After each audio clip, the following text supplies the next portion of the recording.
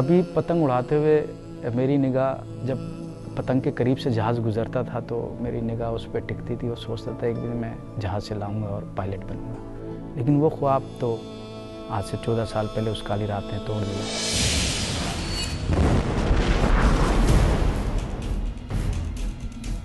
Torture, 3rd degree torture, जिसको इससे पहले या तो फिल्मों में देखा या फिर सुना था। मेरे जबरन कपड़े उतार दिए गए और मेरे हाथों के नाखून हो या पाँव के नाखून हो वो भी निकाले गए। मैं अरेस्टिंग नहीं कहता हूँ। अरेस्टिंग वो होती है जो हमारे संविधान में, CRPC में, IPC में जो रूल है उसके मुताबिक हो।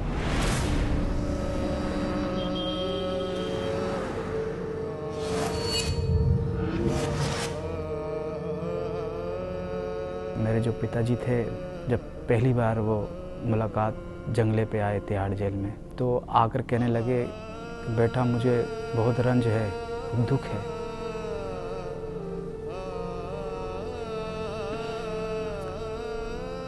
कि तुम ऐसे खतरनाक आरोपों में बंद हो और मुझे पता है मेरा बेटा ऐसा नहीं कर सकता।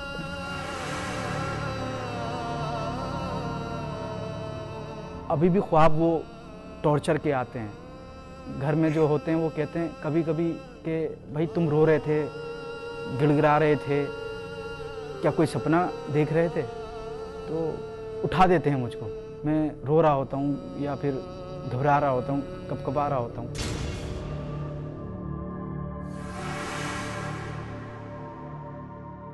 उस काली रात को शायद वो मेरी ज़िंदगी में ऐसा अंधेरा लाया कि आज भी वो पीछा नहीं छोड़ता है।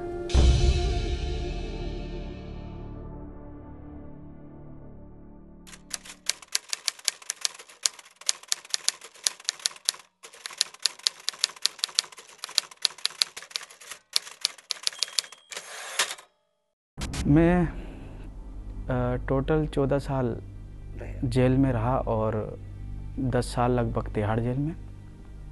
वहाँ से केस ख़त्म होने के बाद मुझे ट्रांसफ़र कर दिया गया गाज़ियाबाद की जेल में। वहाँ का केस था मेरे ऊपर लगाया हुआ। गाज़ियाबाद में लगभग 3 या 3.5 साल रहा। वहाँ का केस बरी होने के बाद मुझको हरियाणा में ट्रांसफ़र कर दिया गया।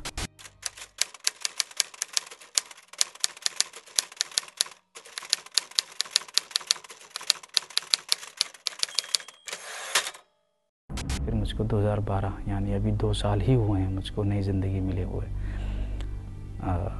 निकला हूँ और नई ज़िंदगी की शुरुआत की।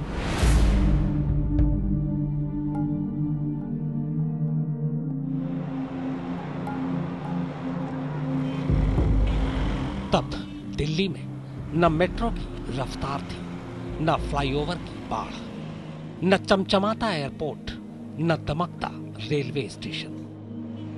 पुरानी दिल्ली भी तब वैसी ही पुरानी थी और उसी पुरानी दिल्ली से उसे उठाया गया था। दिल्ली दिल्ली दिल्ली दिल्ली दिल्ली दिल्ली दिल्ली दिल्ली 14 साल बाद जब वो आजाद हुआ तो दिल्ली की सूरत ही नहीं पूरी दिल्ली बदल चुकी थी। पर वो खुद इस बदलाव का गवाह नहीं बन पाया क्योंकि उसकी जिंदगी के सबसे खूबसूरत 14 साल उससे छीनकर सलाखों को दे दिए गए थे। जेल की सलाखों को। वो सलाखें अब टूट चुकी हैं। उसकी बाकी की उम्र भी उसे लौटाई जा चुकी है। पर क्या उसके बीते हुए वो 14 साल, वो 5110 दिन कोई लौटा पाएगा? कोई लौटा दे मेरे बीते हुए दिन वो मेरे प्यारे पल छिन, कोई लौटा दे मेरे बीते हुए दिन। बात 1996-97 की है। इन 2 सालों में दिल्ली, यूपी और हरियाणा में अलग अलग तारीख और वक्त पर कुल 22 धमाके हुए थे। ये धमाके सड़क पे, बाजार में, रेस्तरां में, बसों में, यहां तक कि ट्रेन में भी हुए। इन धमाकों के लिए बांग्लादेश और पाकिस्तान में छुपे आतंकवादी और बम एक्सपर्ट अब्दुल करीम टुंडा और कुछ दूसरे आतंकवादी संगठनों को जिम्मेदार ठहराया गया। धमाके की तफ्तीश दिल्ली पुलिस की स्पेशल सेल कर रही थी, पर 2 साल बीत गए और उसके हाथ खाली थे।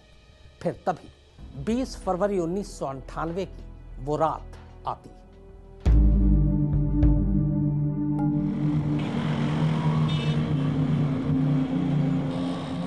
पुरानी दिल्ली के तेलीवाड़ा इलाके में रहने वाला 18 साल का आमिर दवा लेने घर से बाहर निकला था।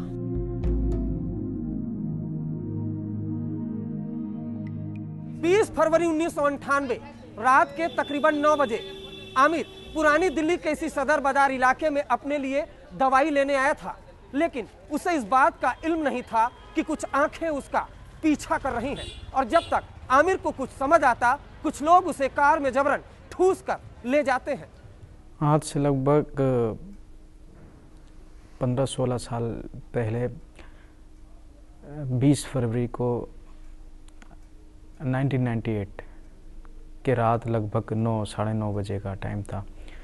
मैं दवाई लेने निकला था अपने घर से। माँ घर में इंतज़ार कर रही थी खाने का। कहा कि खाना खा के जाना। मैंने कहा कोई ऐसी बात नहीं, खाना मैं आकर लौट के खा लूँगा। मुझे नहीं मालूम था कि वो खाना मुझको 15 साल के बाद जब मेरी नई ज़िंदगी की शुरुआत होगी, उसके बाद भी माँ के साथ खाना नसीब नहीं होगा। पुरानी दिल्ली से आमतौर पर इस तरह किसी को यूं उठा ले जाना मुश्किल होता है, क्योंकि यहाँ लोग देर रात तक जागे होते हैं, दुकानें खुली रहती हैं। पर यहाँ सब कुछ इतनी जल्दी हुआ कि कोई कुछ समझ पाता तब तक जिप्सी निकल चुकी थी। आमिर को अब तक यही गुमान था कि शायद उसे किसी ने अगवा कर लिया है, मगर एक बार जैसे ही वो गाड़ी से बाहर निकला, उसे सब कुछ समझ आ चुका था। रात को मैं एक सड़क से गुजर रहा था, तो अचानक एक जिप्सी आई और मेरे आगे काफ़ी धीरे धीरे रेंग रही थी। एक आम इंसान को अपने काम की तरफ ज़हन होता है। थोड़ी टाइम उसकी तरफ मेरी निगाह पड़ी और हट गई। जैसे उसके नज़दीक पहुंचा मैं गाड़ी के और उसको क्रॉस करने की कोशिश की, एकदम मुझको धक्का लगा। और जब धक्का लगता है तो इंसान को चलते हुए तो उसके हाथ इस तरह उठते हैं। और गाड़ी के अंदर कुछ लोग बैठे हुए थे, उन्होंने मेरे हाथों को पकड़ा और पीछे से मुझको पुश किया गया और अंदर गाड़ी में जबरन डाल लिया गया। 7 दिनों तक आमिर को गैर कानूनी तरीके से पुलिस हिरासत में रखा गया। इस दौरान उस पर तमाम जुल्म ढाए गए, उससे जबरन सादे कागजात पर दस्तखत कराए गए। इस दौरान आमिर के घर वाले लगातार अपने बेटे को तलाश रहे थे। उन्हें पता ही नहीं था कि उनके बेटे को कौन लोग कहां उठाकर ले गए। उन्हें तो ये खबर 28 फरवरी को मिली, जब अखबारों की हेडलाइंस में उनके बेटे का नाम आया। आमिर के अलावा पुलिस ने एक और लड़के को उठाया था। उसका नाम मोहम्मद शकील था। उसे आमिर का साथी बताया गया। 7 दिन के बाद 27 या 28 फरवरी को, मुझको सही से याद नहीं आ रहा कौन सी डेट थी, कोर्ट में प्रोड्यूस किया और बताया कि मेरे ऊपर आरोप लगाए कि 1996 और 1997 में जितने ब्लास्ट हुए हैं दिल्ली और उसके आसपास, वो सब मैंने किए हैं और मास्टरमाइंड बताएगा। 18 साल की उम्र में इतने केसेस लगाए गए जितनी मेरी उम्र भी नहीं थी, लगभग 20-22 केस। पर क्यों? आखिर आमिर ही क्यों? उसे क्यों उठाया गया? उसी के सिर्फ 22 धमाकों का इल्जाम क्यों लगा? इतने भरे पूरे शहर में पुलिस किसी और को भी उठा सकती थी, तो आमिर ही क्यों? क्या उसका कोई पुराना क्रिमिनल रिकॉर्ड था या पाकिस्तान या बांग्लादेश से कोई कनेक्शन? हमने पता किया तो पता चला कि आमिर की बहन की शादी पाकिस्तान में हुई है। बस यही उसका पाकिस्तान से रिश्ता था, पर सिर्फ पाकिस्तान से, पाकिस्तान में बैठे आतंकवादी संगठनों से नहीं। हमने आमिर की पिछली जिंदगी के बारे में छानबीन की। हमें पता चला कि उसका कोई क्रिमिनल बैकग्राउंड नहीं था। फिर आमिर को ही पुलिस ने क्यों पकड़ा? ये सवाल हमने आमिर से ही पूछ लिया। मैं माकूल तौर पे यही कह सकता हूँ कि अगर एक रोड पे कोई आदमी जा रहा हो और उसका एक्सीडेंट हो जाए उसी के साथ एक्सीडेंट क्यों हुआ, एक उसका जवाब शायद मुश्किल होता है। इल्जाम इतना बड़ा और खौफनाक था कि आमिर का पूरा परिवार टूट गया। पड़ोसी छोड़िए, अपनों तक ने आमिर के घर वालों से किनारा कर लिया। मेरी फैमिली के साथ लोगों ने मिलना जुलना बंद कर दिया। अड़ोसी पड़ोसी दोस्त थे, मोहल्ले वाले थे, वो कतराते थे।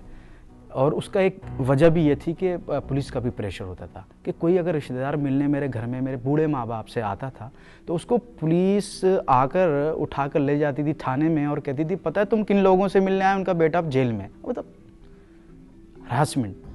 बाप ने बेटे के केस के लिए अपना सब कुछ झोंक दिया। खिलौनों के जरिए दूसरों के बच्चों के चेहरे पर मुस्कान बिखेरने वाले का खुद अपना सबसे प्यारा खिलौना टूट रहा था। कोर्ट कचहरी के चक्कर काटने के बाद खिलौने बनाने के लिए वक्त भी कहां बचा था। लिहाजा घर की माली हालत खस्ता होती गई। बेटे के गम ने बाप को कुछ इस कदर तोड़ दिया कि आमिर की गिरफ्तारी के 3 साल बाद ही आमिर के वालिद की मौत हो गई। आमिर के पिता की मौत के बाद अब आमिर के केस की सारी जिम्मेदारी उसकी मां उठाती है, क्योंकि घर में और कोई था ही नहीं। एक बहन थी जो ब्याह कर पाकिस्तान जा चुकी थी, पर आमिर की बदनसीबी यहीं खत्म नहीं होती। शौहर की मौत और बेटे के माथे पर आतंकवादी का कलंक, इन दोनों गमों ने आमिर की मां को पूरी तरह से तोड़ कर रख दिया।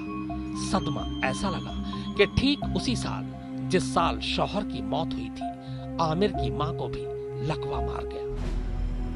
उसी सदमे में मेरे फादर की डेथ हुई। मेरी मदर ने फिर जो है मेरे न्याय लड़ने के कानूनी पैरोकारी की जिम्मेदारी संभाली और 8-9 साल कंटिन्यू अकेले उन्होंने जो है पैरोकारी की। और 2009 में आते आते आखिर एक उम्मीद होती है कि मेरा बेटा आएगा। कब आएगा? 2 साल, 4 साल, 6 साल, 8 साल, 10 साल, 12 साल।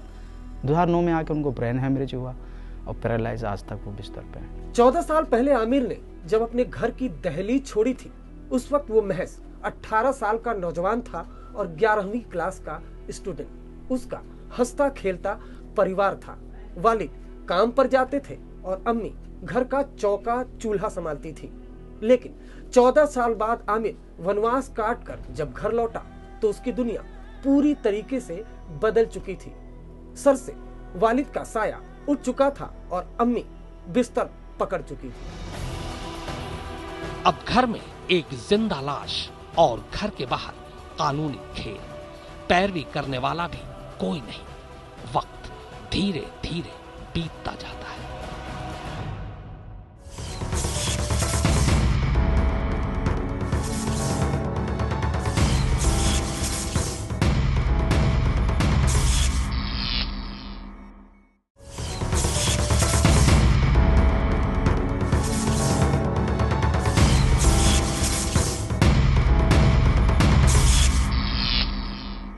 अब आमिर पर एक साथ 3 राज्यों में हुए धमाकों के सिलसिले में मुकदमा चलना शुरू होता है। यह मुकदमा दिल्ली, गाजियाबाद, रोहतक और सोनीपत के सेशन कोर्ट में चल रहा था। धमाकों के सिलसिले में आमिर के खिलाफ 22 मुकदमे दर्ज हुए थे।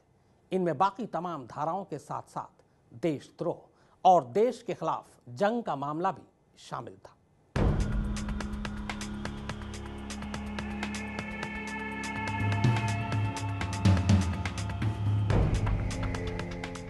मुकदमों की सुनवाई अपनी रफ्तार से चल रही थी। दिन, महीने, साल बीतते जा रहे थे। इस बीच जेल में आमिर ने पढ़ाई शुरू कर दी, लेकिन तोहमत ऐसा लगा था कि जेल में भी उसे सुकून से रहने नहीं दिया गया। ताने मारे गए कि आतंकवादी भी अब पढ़ाई करेगा। मैंने बीपीपी कोर्स किया। उसको क्लियर करने के बाद मैंने जो है बीए में दाखिला लिया, पॉलिटिकल साइंस और हिस्ट्री साइड से। और उसके साथ साथ CFN एक कोर्स होता है, उसमें दाखिला लिया।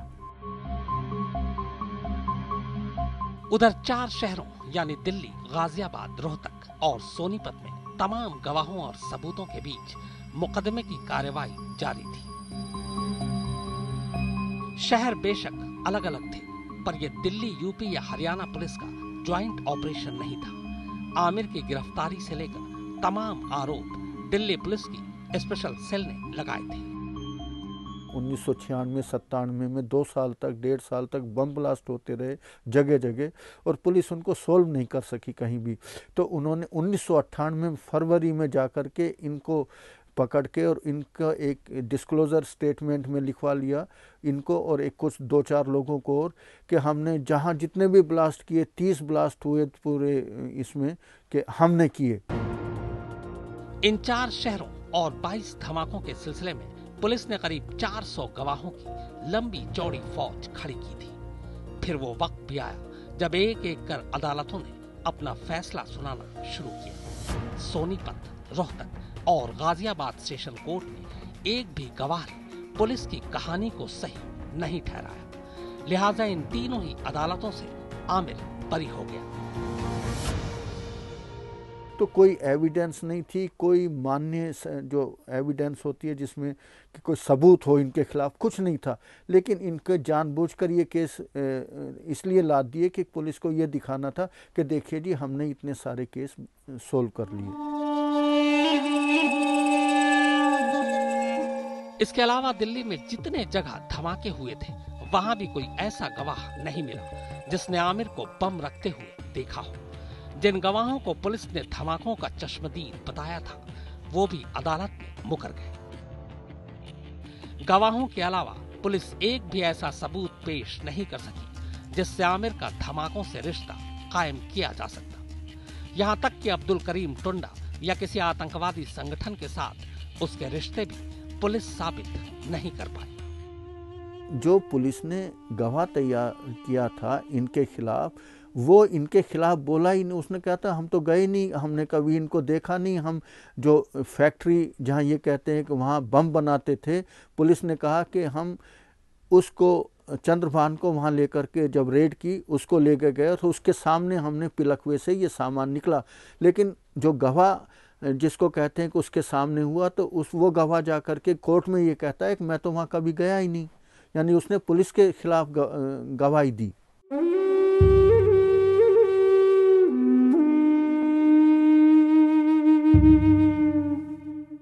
लिहाजा एक एक कर आमिर धमाकों के इल्जामों से बरी होता गया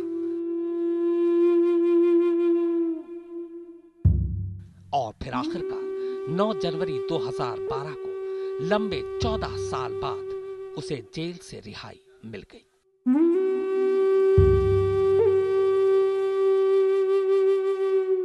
चौदह साल एक कमरे में पड़े रहे। मैं ज़्यादा सफ़र नहीं कर पाता, जल्दी थक जाता हूँ फिजिकली तौर पे। मेमोरी भी मेरी कुछ ठीक नहीं, भूल जाता हूँ कुछ याददाश्त। पहले से 2 साल में फ़र्क आया है, लेकिन अभी भी नॉर्मल नहीं हो पाता हूँ। चूंकि आमिर की गिरफ्तारी और आमिर के खिलाफ केस दिल्ली पुलिस की स्पेशल सेल ने तैयार किया था, लिहाजा हमने इस बारे में दिल्ली पुलिस के आला अफसरों से बात करने की तमाम कोशिशें की, पर दिल्ली पुलिस ने आमिर के बारे में बात करने से हमसे साफ मना कर दिया। आमिर बेशक अब आजाद है, वो घर लौट आया, लेकिन इन 14 सालों ने उसकी पूरी जिंदगी ही बदल कर रख दी। बाप को पहले ही खो चुका है, माँ बिस्तर से उठना तो दूर, ठीक से बोल भी नहीं पाती, और खुद आमिर 14 साल का जख्म उसके जहन में ऐसा घर कर गया है कि उसकी याददाश्त ही कमजोर हो गई है। वो बीच बीच में अचानक सब कुछ भूल जाता है, बस कुछ याद रहता है तो वो जख्म जो इन 14 सालों ने उसे दी। वैसे आमिर को पुलिस, कानून या समाज से अब भी कोई शिकायत नहीं है। उसने सबको माफ कर दिया। वो अब एक नई जिंदगी जीना चाहता है और इसकी शुरुआत भी उसने कर दी। आमिर की हाल ही में शादी हो गई, पर हाँ, बस एक टीस अब भी उसके दिल में है, और वो ये कि सब कुछ होने के बाद भी उसकी जिंदगी के वो 14 साल कोई उसे लौटा नहीं पाएगा, कोई नहीं।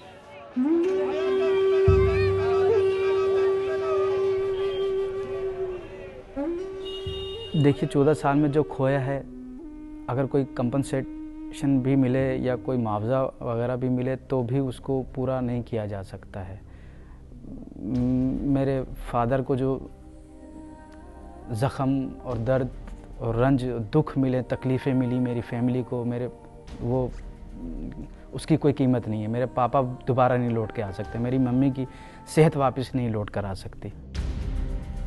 हर बात को तुम भूलो भले, माँ बाप को मत भूलना, उपकार उनके लाखों हैं, इस बात को मत भूलना। कोई लौटा दे मेरे बीते हुए दिन वो मेरे प्यारे पल छिन, कोई लौटा दे मेरे बीते हुए दिन।